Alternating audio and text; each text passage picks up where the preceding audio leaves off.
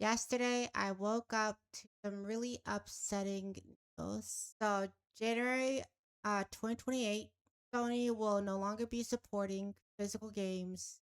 This is devastating news. Please pause to read, but I'll be summing up my thoughts on it. Sure, you could say Sony and all of the other big wig corpos get 80 to 90% of their sales from digital purchases.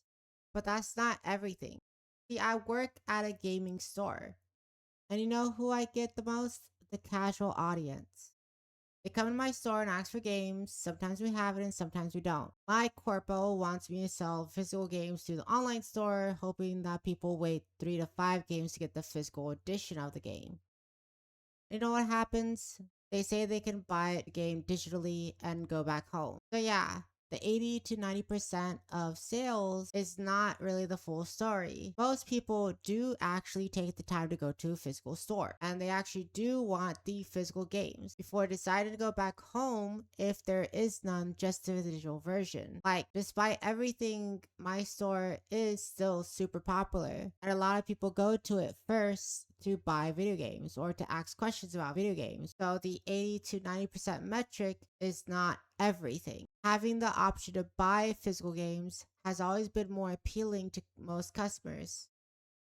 About 8 out of 10 really. When people come to buy these consoles, most, like I said, 8 out of 10 will ask for the physical one rather than the digital one, preferring to get both rather than just one or the other. So now, Sony, your consumer base, who I am a part of and interact with on a daily, do not want to be stuck only buying digital games, especially not after you announce at the same time that you're shutting down the PS3 and Vita online storefronts. I cannot imagine how dumb the decision is. Like, who thought in the right mind to announce both the shutdown of the PS3 and the PS Vita, as well as saying that by 2028, you can no longer buy physical games on PlayStation consoles. And in the post, talking about the shutdown of the PS3 and PS Vita online storefronts, they say that, oh, well, you can still download the games that you bought. But in all reality, it doesn't answer a lot of the questions that I have. Can I still connect to my PlayStation Plus account? Can I download all the free games I got for being a PlayStation Plus member? How long until I could no longer download the games I bought? I mean, you can't access the PSP storefront. There are so many digital games you can't get physically. Games lost to time because Sony can't give a rat's ass about hardworking developers. Years of my life spent buying physical games so I could own it, and most likely that the PS6 will be all digital. Oh, I see the sign. I'm not dumb. January 2028 seems like a good place to stop when you're releasing the PlayStation 6 coming out holiday 2027 at some point. Because if the PlayStation 6 does not come out around holiday 2027, then the physical PS5 that a lot of people still buy, the original, the slim, they even buy the disc drive just so they can make the PlayStation 5 Pro into a physical console. All of those models, including the disc drive, will be redundant post 2028. Why are people spending $650 on a version of the PlayStation 5 you call, Sony, the standard edition of the PlayStation 5? Standard edition. Sony, you're not calling the digital edition of the PS5 the standard. You're calling the physical edition of the PlayStation 5 the standard. And in case you missed it, standard means a level of quality, a pattern or model that is generally expected. Standard. Everyone who went into this new generation are expecting that no matter what, PlayStation and by extension Sony would keep physical games as the standard practice in gaming. You guys made that expectation for us that even though you guys had digital storefronts, that you guys will keep physical games as part of the gaming ecosystem. But now they're going all digital and showing us at the same time what they are going to do for our digital gaming libraries as soon as they get the chance. Not long ago, did Sony announce that they were removing 500 movies and TV shows from PlayStation media libraries just because they lost the license of it. It's not like Sony has a streaming service and they're removing those licenses because they just don't have it. It's not like that. No, these movies and TV shows are movies and TV shows that people bought. People paid full price for these, so they may own it in a digital library. It did not matter that if Sony owned the license to or not, the people still bought it. So they should still own it. People bought these products with the expectation that they were going to own and keep them for a lifetime. And Sony, just a little while ago, before telling everyone that this is an all digital future, has decided that they're going to pull them from the libraries with no refunds, with no restitutions, with no avenues to even try to get a refund. It does not matter if these people bought them 5, 6, 10, 20 years ago. They bought them with the expectation that they were going to own them. And there is nothing that Sony is doing to make sure that these people get their money back. Because they don't care. They don't care if they get their money back. They don't have the license for it, so they're pulling it so they don't get into some sort of lawsuit because of copyright BS that does not include the consumers who bought those products. It is not our problem when you make a digital storefront and we buy products and you lose the licenses to those products. It is not our problem. We bought a product. We should keep everything that we have. This sets a precedent that, yes, we've been saying forever, you do not own digital products. The PlayStation 3 and the PlayStation Vita stores are shutting down soon as well. Like I said before, in the same announcement that Sony was going to go all digital, they also announced that they're going to shut down the PlayStation 3 and Vita stores. How long until they pull all the digital games from your PS3 and Vita? Games you bought with the expectation of ownership. Ownership that they told you that you had. It didn't matter if it's in the terms and service. It doesn't matter if it's an asterisk in the terms of service. They sold it to you as if you owned it. With these kinds of announcements, how long will the PlayStation 4 storefront be up? The PlayStation 3, the Vita, even the PSP were up for nearly 2 decades. But with how things are going, will the PS4 storefront be up for as long?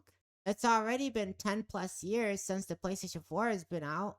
Is time right now to where people can buy and download PlayStation 4 games digitally? Thousands of games are being lost. Like I said earlier, games that have no physical editions, games that may not even be able to get ports or remasters because the development team or publishers have shut down. We are seeing development teams being dissolved today, publishers being shut down today due to rampant mismanagement from upper management. Now they're just all gone. You don't have any way to access them legally.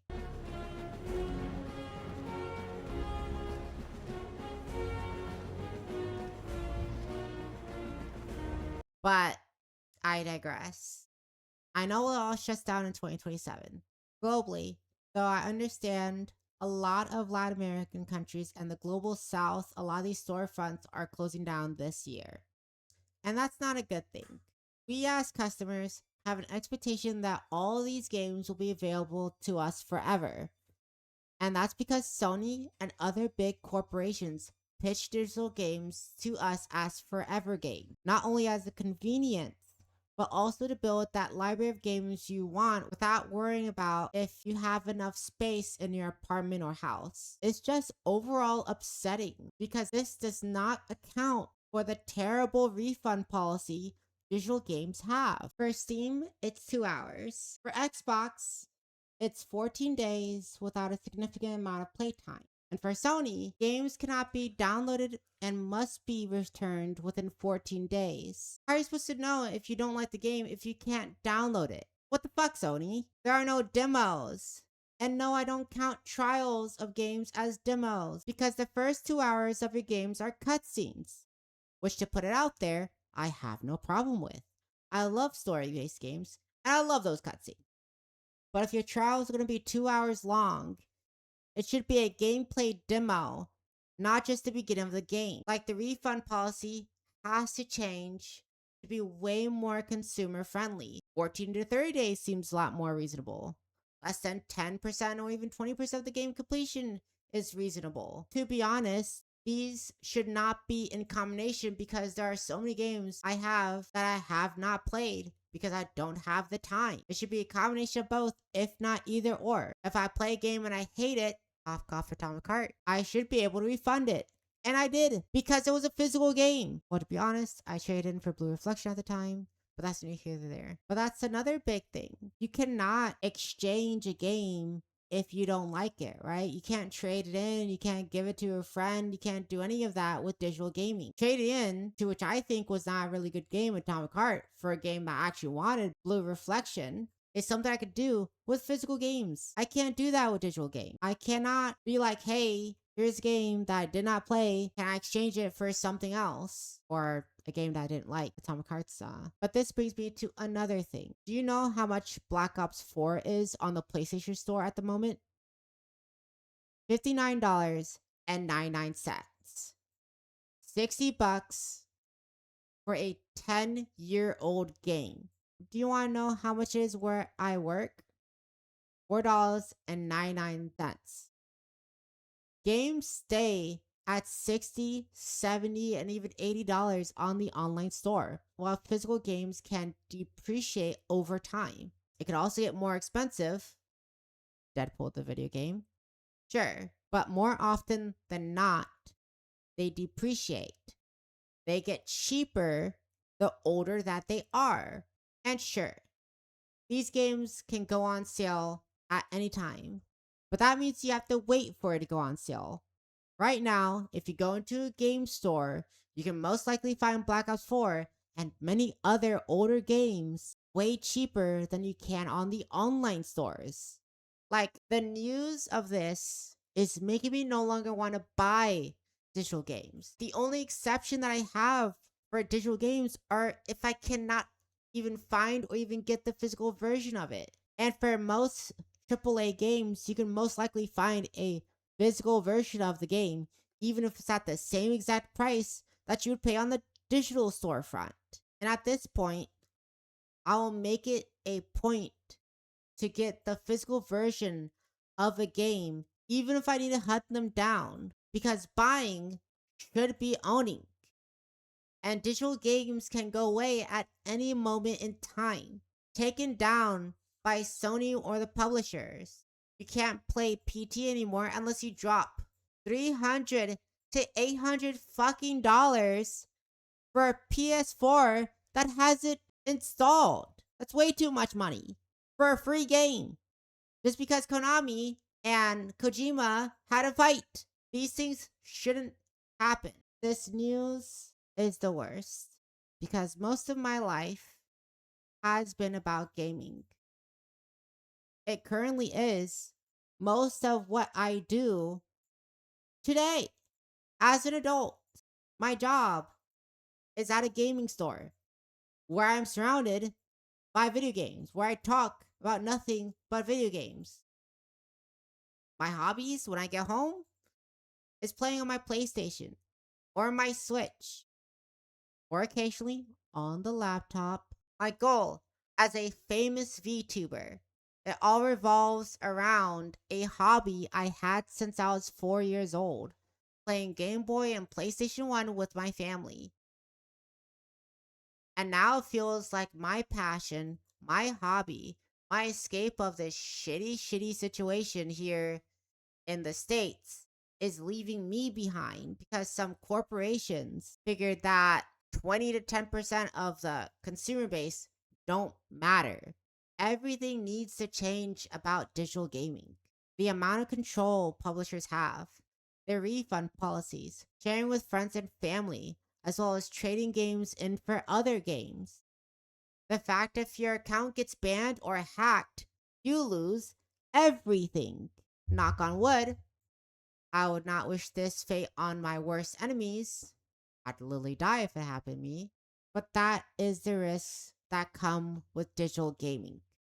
You risk losing everything, which is why, as I got more into gaming, I prefer to buy physical games. There's just too much risk involved with digital gaming. And there are so many people out there who do not know the risks involved with digital gaming because they are not being told those risks. And I'm not even sure if I can talk about these risks at my day job without sounding like I'm trying to sell physical games. I'm just genuinely against the digital game future.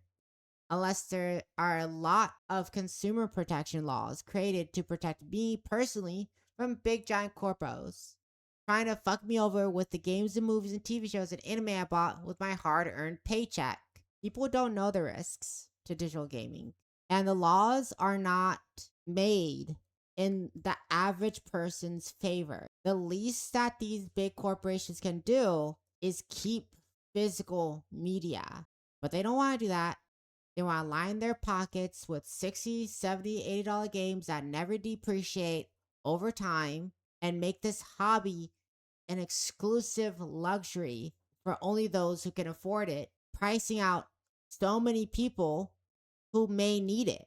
And I understand gaming is not a necessity, but I think it's a worthwhile hobby to defend the accessibility of. And these corporations don't really need to charge 60, 70, $80 for games that make billions. If there is a change.org petition about this, I will link it down below or pin a comment because this is the last straw in my personal opinion. I'm not buying digital games if I can help it.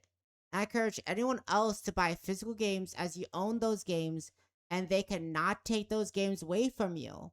If something bad happens with your account or anything, you'll still have the physical games to go back to. Now, if you excuse me, I'm going to write down all the digital games I have and see if there are physical editions of those games, saving money to buy a library so I can put all those games there. Fuck Sony. Fuck these announcements. Your girl is about to become the biggest retro VTuber in existence and is going to break my bank. Thank you for watching. Sony, if you're watching, please do not do this. But for the rest of ya, if you like videos like this, playthroughs, reviews, and more, please like, subscribe, and share. It really helps the channel as I want to do this full time, even with the bad news. Sweet dreams, streamers. Hopefully, we get some good gaming news soon. Bye bye!